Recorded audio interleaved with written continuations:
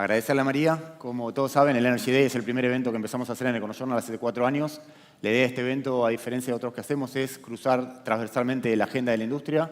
A lo largo de la mañana vamos a escuchar tanto lo que es la agenda del productor de petróleo, del refinador, del downstream, desde el generador de electricidad, el transportista de electricidad, y también tener una mirada macro hacia dónde va el sector. El título del evento es bastante concreto. El sector de energía tiene, María, un proyecto resiliente o consolidado de crecimiento. No es fácil encontrar proyectos que tengan ese nivel de visibilidad a largo plazo, de mediano y largo plazo. El tema es la velocidad de avance, de generación de nuevos desarrollos.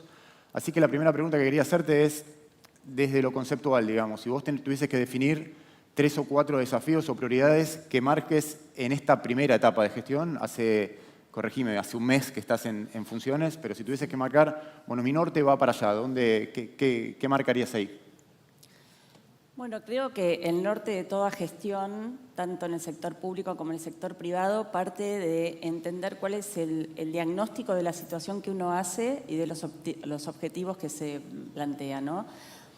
Y creo que el diagnóstico me parece que es muy claro, no solamente para el sector de energía, sino de todo el país, todos los sectores, es que este sector ha sufrido en los últimos años una descapitalización enorme. O sea, es un sector que debería haber atraído muchísimas inversiones y muchísimo crecimiento por todo el potencial que tiene el sector de la energía, que bueno, energía es muy amplio, ¿no? Pero tenemos Sí. el crudo, gas, energía eléctrica, biodiesel, biogás, o sea, todas las formas.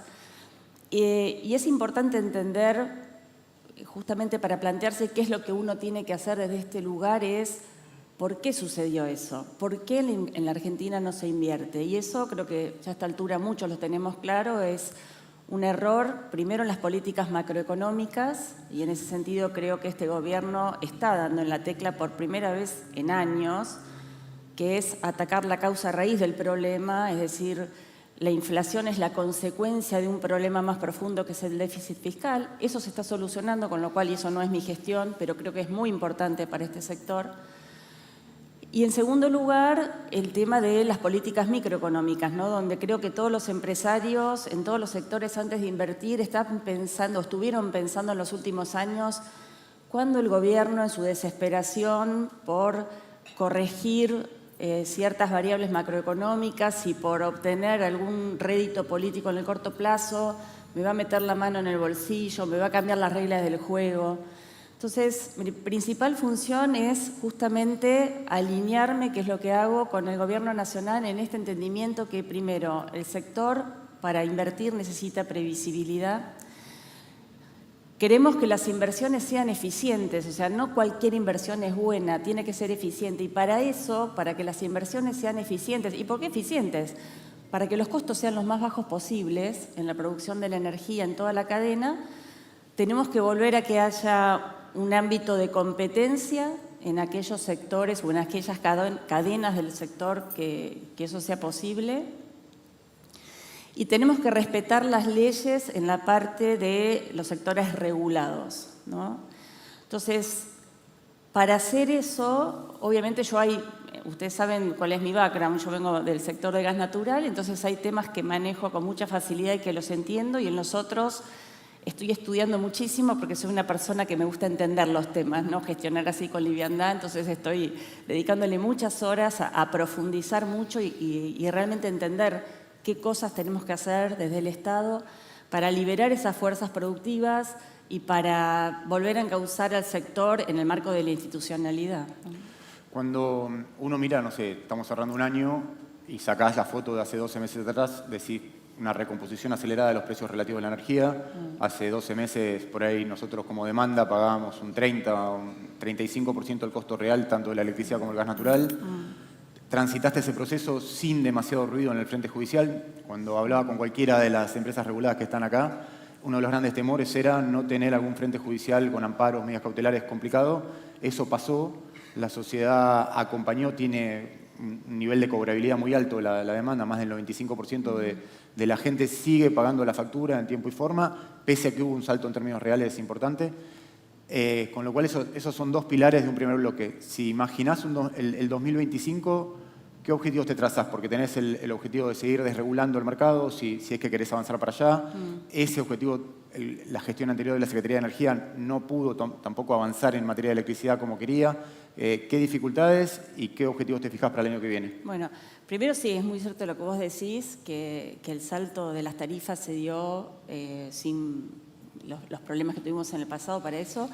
Y yo creo que es porque la sociedad en general entendió que lo que no se paga por un lado se paga por el otro, ¿no? Entonces, lo que estamos viendo es que si bien las tarifas son más altas, la contracara de eso es bajar el déficit fiscal y bajar la inflación, en definitiva. Entonces, pagamos más por las tarifas, pero pagamos menos impuestos. ¿Qué impuesto? El impuesto inflacionario. Más adelante espero sean otros impuestos. Hoy por lo menos nos contentamos con que el impuesto inflacionario que nos ataca el bolsillo haya bajado.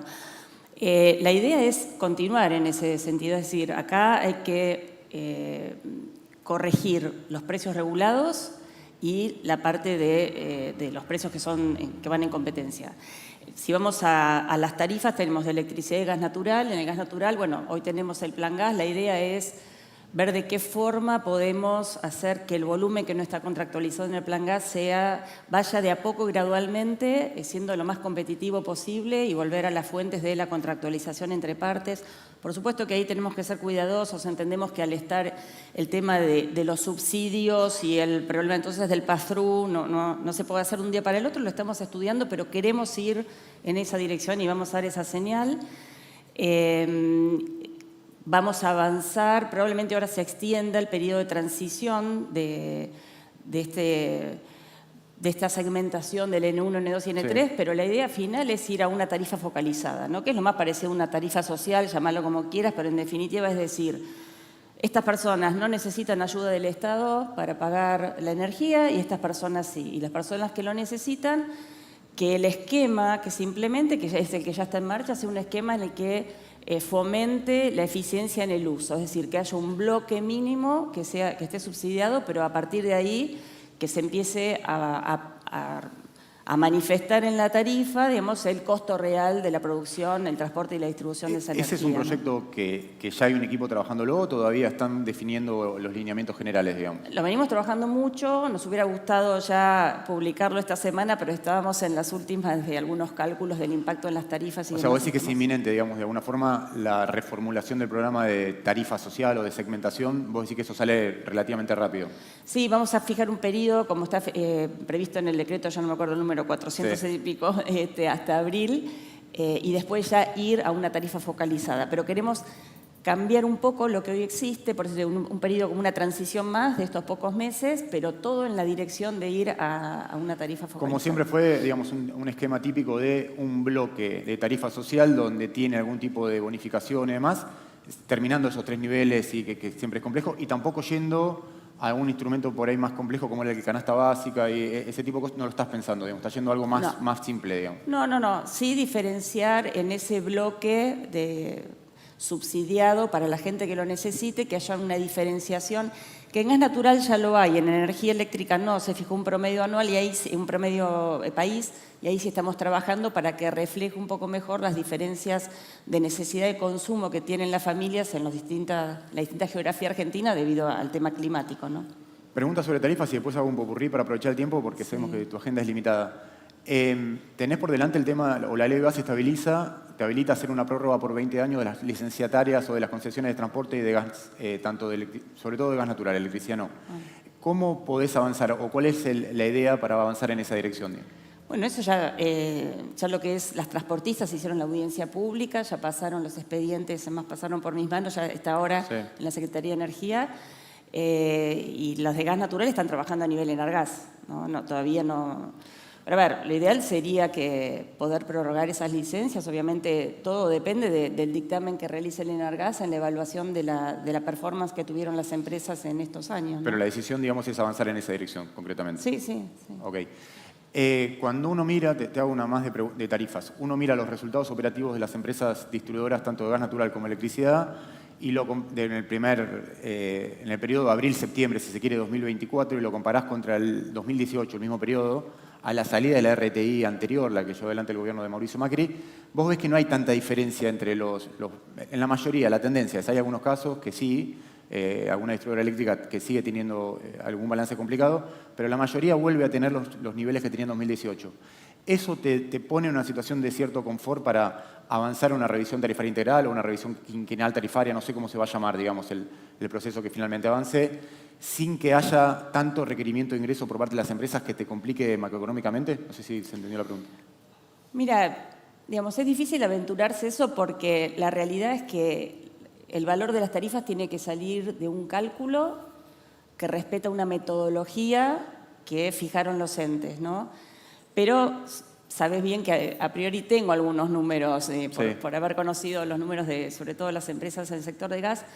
Yo creo que no debería ser difícil salir de esta situación a la tarifa justa y razonable que marca la ley. Sí.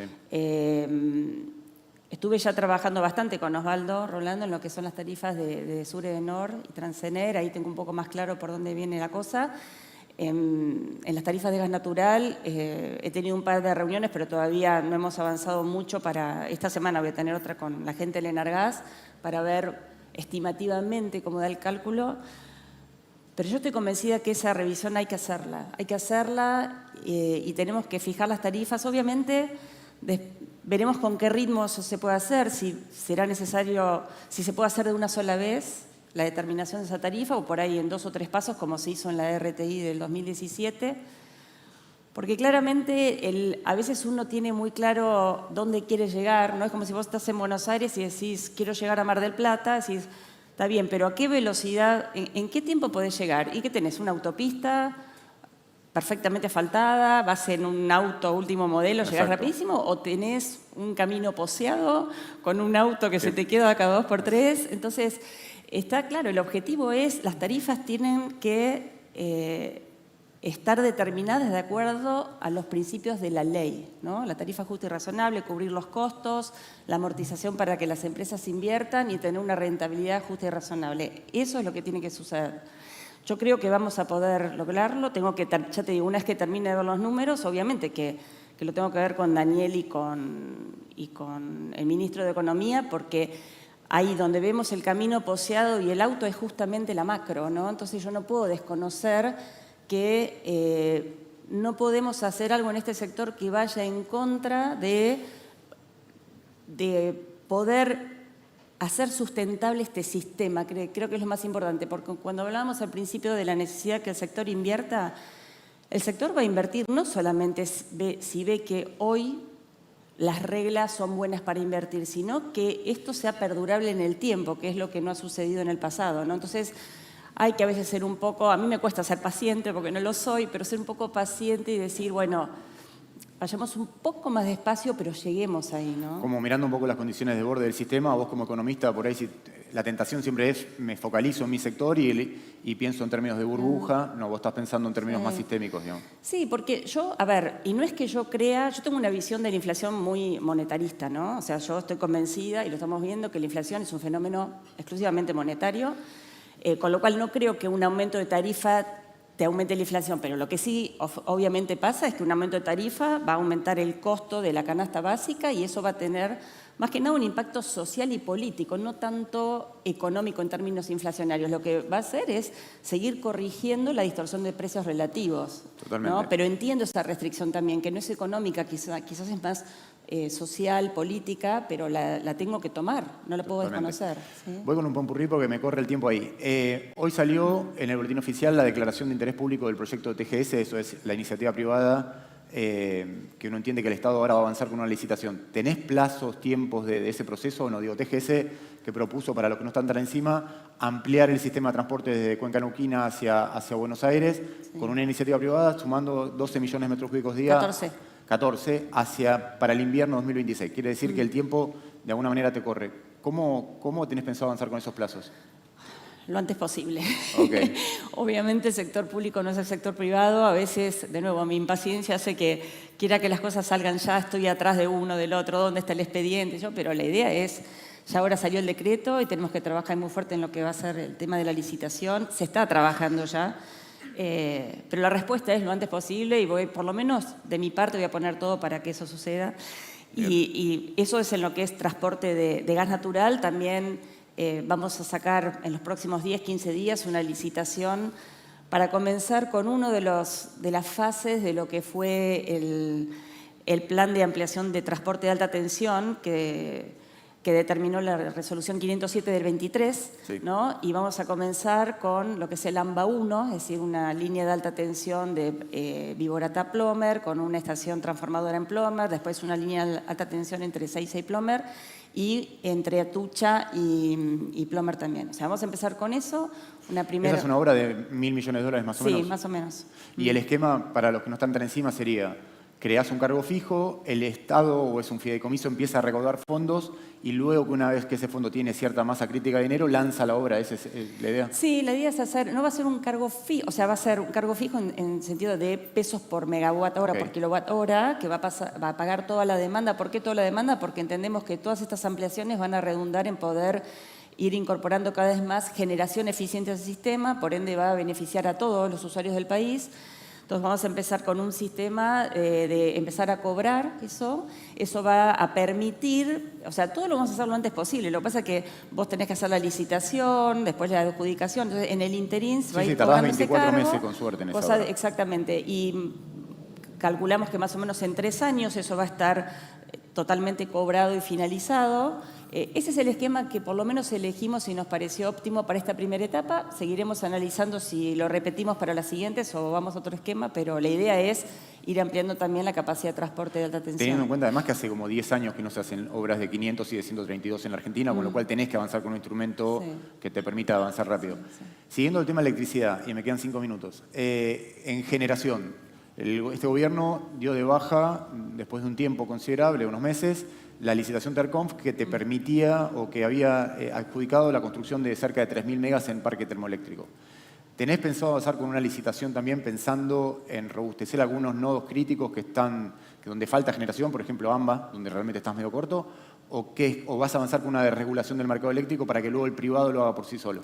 Bueno, simultáneamente. O sea, lo que queremos es, y estamos estudiando en eso también, espero lo antes posible, quizás antes de fin de año, al menos podamos publicar cuáles son los lineamientos, pero la idea es ir a un esquema, o sea, de nuevo, el final del camino, el Mar del Plata de mi fin del camino es Exacto. volver a que sean los privados los que firmen los contratos.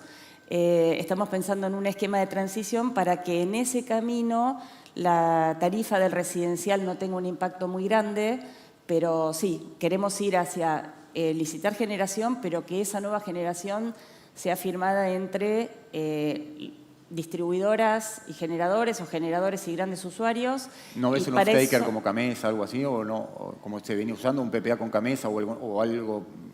No, yo creo que vamos a tratar de que sean directamente los privados. Lo que pasa es que para eso también, y en eso también estamos trabajando, tenemos que hacer que las distribuidoras de energía eléctrica sean agentes de crédito para que los generadores se animan a firmar contratos, y ahí tenemos que solucionar y volver a hacer algún plan de financiación de las deudas que tienen hoy las las distribuidoras con Camesa, ¿no? Te saco un poco de electricidad y gas natural, que es el regulado y es un poco lo urgente, lo que todos los días tenés, y te llevo a hidrocarburos, que de alguna manera, si uno ve una oportunidad 2025 en el sector de energía en Argentina, es aprovechar la ventana de petróleo. Vamos a hablar con Ricardo José hoy, que es el CEO del Val, que está terminando un proyecto de ampliación, con lo cual la cuenca va a poder exportar o evacuar hacia el Atlántico de 50.000 metros cúbicos a 86.000 metros cúbicos, con lo cual la duda es a qué velocidad va a crecer la producción de crudo. ¿Qué agenda de hidrocarburos ves, digamos? O sea, ¿qué prioridades tenés en esa área que parece que va con cierta inercia de los privados, que hay inversión y demás, pero que por otro lado necesita que el Estado dé algunas definiciones estratégicas?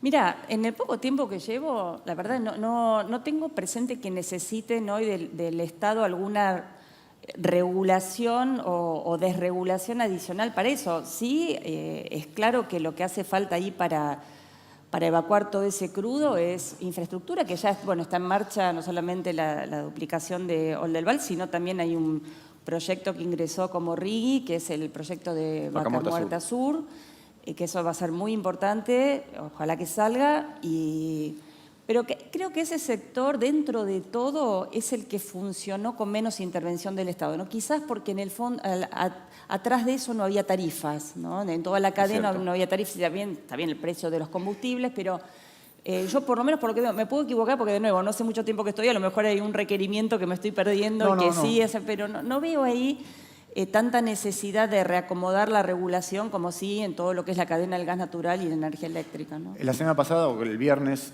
salió la reglamentación de la ley bases y ahí tenés el capítulo de energía con hidrocarburos. En lo conceptual, digamos, se reglamentó el artículo 6, que siempre es el que fija hasta dónde la seguridad o asegurar el abastecimiento interno de petróleo puede darle alguna herramienta al Estado para intervenir sobre precios. ¿Podés decir un poco cuál es la idea de lo que buscaron con el texto que se publicó? Mira, yo creo que la idea es que siempre en la legislación el Estado se guarda una llave para algunas, pero lo importante acá es que es para una situación que tiene que ser de fuerza mayor y realmente muy, muy complicada para que, digamos, haya alguna intervención del Estado en el tema de las exportaciones. La idea es que haya libertad, que se den permisos de exportación, tanto de crudo como de gas natural. Y yo lo que creo es que ahí nosotros tenemos un temor muy grande basados en lo que ocurrió en la Argentina en el pasado, cuando tuvimos que cortar las exportaciones, por ejemplo, de gas a Chile. Pero lo que no nos tenemos que olvidar es que eso ocurrió justamente porque el Estado intervino.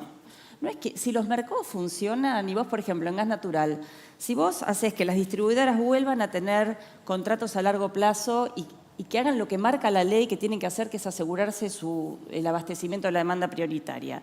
Los grandes usuarios tienen su contrato de gas natural a largo plazo, en condición firme. Las generadoras o el sector de generación lo mismo. La oferta va a responder a eso. Entonces va a haber saldos exportables, va a haber todo lo que tenga que haber y el Estado no va a tener que intervenir. Yo de nuevo, yo creo que es el Estado, como dice Daniel Artana, ¿viste? El que te corta los pies y después viene con la muleta. Entonces no tenemos que hacer eso. Lo que tenemos que hacer es, en el marco de libertad, yo estoy segura que va a haber generación para consumo interno, para exportar y que no va a ser necesario usar esa llave que siempre, en todos los países ocurre, se guarda el Estado Nacional. Pero el espíritu es de maximización de la renta y libertad de mercado. Te hago una última. Vos hablabas de que un denominador común en todos los segmentos del sector energía es la descapitalización o la falta de inversión que se produjo en los últimos 10, 15, 20 años. En crudo, bien decís, hay una ventana más nítida, vas a tener más infraestructura, habrá que ver de qué manera avanza el CAPEX en upstream, en exploración y producción y demás. En transporte eléctrico están avanzando, que es el cuello de botella que tiene el sector de generación para sumar potencia térmica renovable, están avanzando con AMBA 1. En gas natural está la iniciativa TGS, pero si uno piensa de alguna manera en llegar a Brasil, te va a faltar más ampliación. Había un proyecto de este gobierno de alguna manera de licitar el segundo tramo del gasoducto Perito Moreno ex GNK. ¿Ese es un proyecto que sigue en agenda? ¿Lo descontinuaron? ¿Cómo está en reestudio? Por el momento no está en agenda. Nosotros ahí lo que queremos es que sea el sector privado, y ya una muestra es lo que hizo TGS, sea el sector privado en oferta y demanda, ¿no? De transporte, los que empiecen a hablar entre ellos y vean. Ahora, yo en la década del 90, me acuerdo, trabajaba en Camusi y venía TGS todos los años y me preguntaba qué necesidad de transporte iba a tener el año siguiente, se hacían las ampliaciones. Entonces, con una tarifa que dé previsibilidad a los empresarios, estoy segura, van a venir ya sea los compradores de fuera del país, los dentro del país, y se van a empezar a poner de acuerdo en qué capacidad están dispuestos a comprar, a los costos que tenga el transporte, se harán los concursos, los open season, se contratará esa capacidad.